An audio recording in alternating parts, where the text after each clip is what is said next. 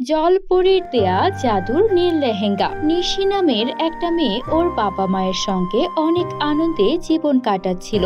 নিশির বাবা মা অনেক ধনী ছিল। নিশির বাবার নিজের কোম্পানি ছিল, সেখানে শখানেক কর্মচারী কাজ করত। তাই নিশিদের অবস্থা অনেক ভালো ছিল। নিশি ওর বাবা মায়ের বড্ড আদরের ছিল। কিন্তু একদিন নিশির বাবা মা নিশির জন্মদিনের জন্য বার্থডে কেক আনতে শহরের রাস্তা দিয়ে গাড়ি চালিয়ে যাচ্ছিল। হঠাৎ করে একটা ট্রাক এসে ওদেরকে চাপা দিয়ে চলে যায়, আর সেই দুর্ঘটনায় নিশির বাবা মায়ের মৃত্যু ঘটে। এরপর নিশি একদম একা হয়ে যায়। নিশির আত্মীয় স্বজন বলতে কেউ ছিল না, শুধু বাড়িতে একটা কাজের মহিলা ছিল। তার নাম ছিল রচনা। রচনাই নিশির দেখাশোনা করতে শুরু করে, নিশির খাওয়া দাওয়া থেকে শুরু করে সবকিছু। রচনা আন্টি, ও রচনা আন্টি, আবার এখানে দুধ রেখে গেছেন কেন? আপনাকে তো বলেছি আমি এখন দুধ খেতে পারবো না। শোনো মেয়ের কথা, তুমি দুদিন ধরে কিচ্ছু খাচ্ছ না। আমি না হয় বুঝলাম যে তোমার বাবা মা তোমাকে ছেড়ে চলে গেছেন, কিন্তু তোমার বাবার এই ব্যবসা, এই সম্পত্তি, এই কোম্পানি, এগুলো কে দেখবে? তোমাকেই তো সংসারের হালটা ধরতে হবে নাকি? তোমার বাবা কত কষ্ট করে এগুলো করেছেন বলো তো দেখি। তুমি যদি না খাও তাহলে কি আর এইসব কিছু সামলাতে পারবে? তোমার বাবার মৃত্যুর পর এই সব কিছুর মালিক তো এখন তুমি। না না আন্টি, আমি এখন এসব বিষয়ে ভাবতে চাচ্ছি না। আমার এখন এসব বিষয়ে একদম মন নেই। আমি এসব নিয়ে আর ভাববো না, আমার মাথাটা ব্যথা করছে। তখনই নিশির বাবার কোম্পানির ম্যানেজার মোহনলাল সেখানে আসে। নিশি মামুনি, আসলে আমি জানি এখন তুমি অনেক দুঃখ পাচ্ছ, কিন্তু কথাটা এখনই বলতে হবে। আমি আসলে বলতে চাচ্ছিলাম না।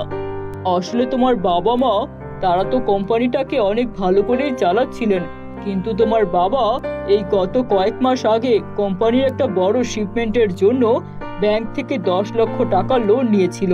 এখন তো ওই লোনের টাকা তোমার বাবা পরিশোধ করে যেতে পারেনি। এদিকে সকল কর্মচারীর বেতন দেওয়া বাকি। কর্মচারীরা তো বেতন না পেলে অনেক দুঃখে পড়ে যাবে। ওদের তো এই বেতন নিয়েই সংসার চলে। তা এখন আমি কি করব মামনি? আঙ্কেল, আমি চাই না আমার বাবার কোম্পানির কেউ অভুক্ত থাকুক, আর ওদের বেতন দেওয়ার ব্যবস্থা করতেই হবে। এই নিন আমার বাড়ির চাবি। আপনি বরং আমাদের যে উত্তর দিকের একটা বাড়ি আছে ওটা বিক্রি করে দিন, আর তারপর কোম্পানির সবাইকে তাদের বেতনটা দিয়ে দিন। আমার বাবা সবাইকে অনেক ভালোবাসতেন, উনি বেঁচে থাকলে কখনোই ওদেরকে এত কষ্ট পেতে দিতেন না। আচ্ছা মামুনি, আমি যদি বাড়িটা বিক্রি করি তাহলে কিছু কাগজপত্রে সাইন করতে হবে তোমার, কারণ তোমার বাবার মৃত্যুর পর তো এই সব কিছুর মালিক এখন তুমি। তা তুমি এখানে এই কাগজগুলোতে সাইন করে দাও। নিশির অনেক মন খারাপ ছিল। ওই মুহূর্তে ওর মাথা কাজ করছিল না, তাই কাগজগুলো না পড়েই সবগুলো কাগজে সাইন করে দেয়। আর মোহনলাল ছিল একটা লোভী লোক।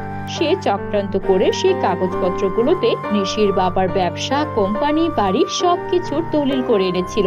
আর সেগুলোতে নিশি সাইন করা মাত্রই সেই সবকিছুর মালিক হয়ে যায় মোহনলাল। আর তারপর নিশিকে বাড়ি থেকে ঘাট ধাক্কা দিয়ে বের করে দেয়।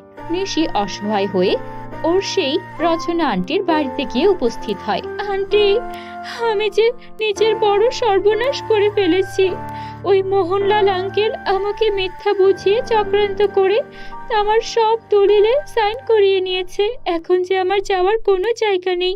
বাবা মায়ের পর তো আমি আপনার সঙ্গেই থেকেছি। আপনি দয়া করে আপনার বাসায় আমাকে আশ্রয় দিন।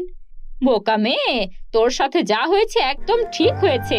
কত করে বুঝিয়েছি যে ব্যবসা পাতির একটু খেয়াল রাখ, একটু হালটা ধর। না, সে তো কিছুতেই এসব করবে না, তার মাথা ব্যথা, মন খারাপ। এখন হয়েছে না? আমি এখানে কোনো ধর্মশালা খুলে রাখিনি যে তোকে এখানে থাকতে দেব। শোন, তোর বাড়িতে আমি কাজ করতাম ঠিকই, কিন্তু তোর বাপ মা মরার সাথে সাথে আমিও এটাই ভাবছিলাম যে কিভাবে তোকে ভুলিয়ে ভালিয়ে তোর বাপের ওই সম্পত্তি, ওই কোম্পানি আর বাড়ি সব নিজের নামে করা যায়। তোকে আমি একদিন বুঝিয়ে বাঝিয়ে ঠিক দলিলে সই করিয়ে নিতাম, কিন্তু আমার আগে ওই বেটা মোহনলাল সবকিছু হাতিয়ে নিয়েছে। এইসব আপনি কি বলছেন আন্টি? আপনাকে তো আমি অনেক সম্মান করতাম, আপনিও আমার পেছনে ষড়যন্ত্র করতে চাইতেন। শোন, এখন তোর যা অবস্থা, আমার থেকেও তুই ফকির, তাই আমার সঙ্গে গলা উঁচু করে কথা বলিস না। তোর যদি থাকার আশ্রয় দরকার হয় তাহলে তুই আমার বাড়িতে থাক, আমার আপত্তি নেই, কিন্তু আমার বাড়ির সব কাজ তোকে করতে হবে। 3 বেলা কাজ করবি, আমার রান্না করা, বাসন মাজা, কাপড় ধোয়া, পুরো বাড়ি গুছিয়ে রাখা সব তোর দায়িত্ব। যদি করতে পারিস তাহলে আমার বাড়িতে থাকতে পারবি, আর 2 বেলার খাবার তুই পাবি।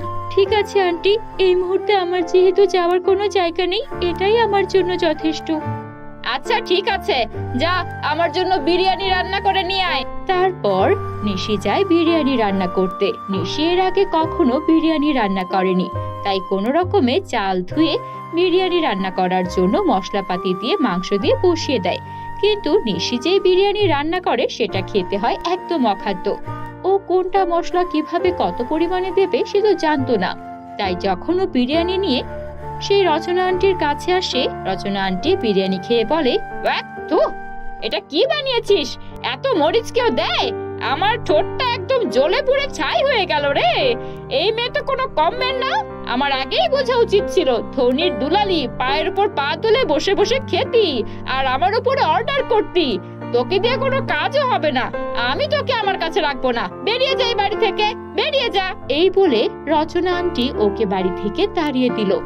রাগে দুঃখে মনের কষ্টে নিশিকে একটা পুকুরে ঝাঁপ দিল আত্মহত্যা করার জন্য। কিন্তু সেই পুকুরটা ছিল একটা জাদুর পুকুর। নিশি সেখানে ঝাঁপ দিলেও ওর কোনো ক্ষতি হলো না, বরং নিশিকে একটা জলপরি পুকুরের পাড়ে উঠিয়ে দিল আর বলতে লাগলো, এত কষ্ট পাচ্ছ কেন?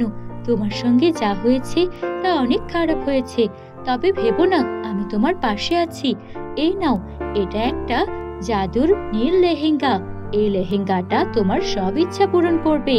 নিশি ওই লেহেঙ্গাটা পরে নিল, আর তারপর ওই লেহেঙ্গাটা পরে ওই লেহেঙ্গার জাদু ক্ষমতায় উঠতে উঠতে আবারও শহরে ফিরে এলো। আর তারপর সে লেহেঙ্গার সাহায্যে একটা জাদুর ম্যাজিক্যাল শ্যাম্পুর কোম্পানি খুলে ফেললো। ওর বানানো জাদুর ম্যাজিক্যাল শ্যাম্পুগুলো অনেক ভালো ছিল। যারাই সেই শ্যাম্পু মাথায় ব্যবহার করত তাদের টাক মাথাতেও চুল গজিয়ে যেত। তাই অল্প কিছুদিনের মধ্যেই নিশির কোম্পানি অনেক নাম ডাক চারদিকে ছড়িয়ে পড়লো। এটা শুনে লোভে পড়ে সেই শয়তান মোহনলাল আবারও নিশির কাছে এসে হাজির হলো। মা নিশি, আমি তোমাকে ঠকিয়ে বড্ড ভুল করেছি। আমি আমার পাপের প্রায়শ্চিত্ত করতে চাই। তুমি চলে আসার পর তো তোমার বাবার ওই কোম্পানিতে আগুন লেগে পুড়ে যায়। আমার যে আর যাওয়ার কোনো জায়গা নেই। তুমি বরং তোমার কোম্পানিতে আমার একটা চাকরি দিয়ে দাও। নিশি সরল মনে মোহনলালকে বিশ্বাস করে ওকে ক্ষমা করে দিয়ে আরেকটা সুযোগ দেয়। কিন্তু মোহনলাল এসেছিল নিশির থেকে সেই জাদুর লেহেঙ্গা চুরি করার জন্য। ও আগেই খবর পেয়ে গিয়েছিল নিশির কাছে একটা জাদুর লেহেঙ্গা আছে। তাই রাতে যখন মোহনলাল সুযোগ পেল, নিশির ঘরে ঢুকে সেই লেহেঙ্গা চুরি করার চেষ্টা করলো। কিন্তু সেই লেহেঙ্গায় হাত দেওয়া মাত্রই মোহনলালের পুরো শরীরে আগুন ধরে গেল, আর সে সেখানেই পুড়ে মারা গেল। এভাবেই খারাপ লোক তার কাজের শাস্তি পেয়ে গেল, আর নিশি সুখে শান্তিতে দিন কাটাতে লাগলো। বন্ধুরা, গল্পটি ভালো লাগলে আমাদের চ্যানেলটিকে সাবস্ক্রাইব করে বেল আইকন অন করে দিও। ধন্যবাদ।